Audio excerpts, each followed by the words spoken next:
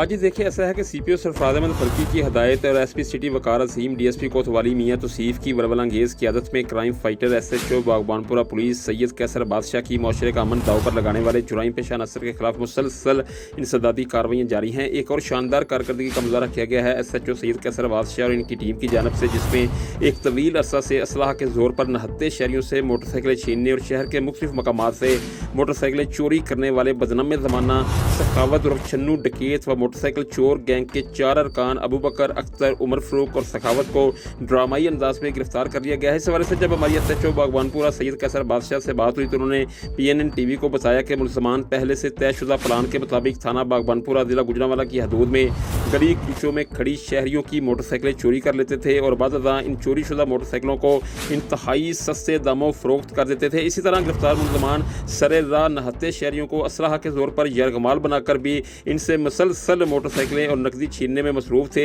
जिनको अब पाबंदे सलासल कर दिया गया है। दौरान तफ्तीश मुल्ज़मान ने मुतअद्दिद वारदातों का इतराफ़ किया है। मुल्ज़मान के कब्ज़ा से लाखों रुपये नकदी, मोटरसाइकिलें और असलहा बरामद कर लिया गया है और इनसे मज़ीद तफ्तीश जारी है। जबकि दूसरी जानब शानदार कारकर्दगी का मुजाहरा करने पर इलाका थाना बागबानपुरा के अवामी, समाजी और शहरी हलकों ने एसएचओ सैयद कैसर बादशाह और इनकी टीम को भरपूर खराज तहसीन पेश करते हुए CPO Sarfraz Ahmad Falki, SP city Waqar Azeem और डीएसपी कोतवाली मियां तौसीफ का शुक्रिया अदा किया है।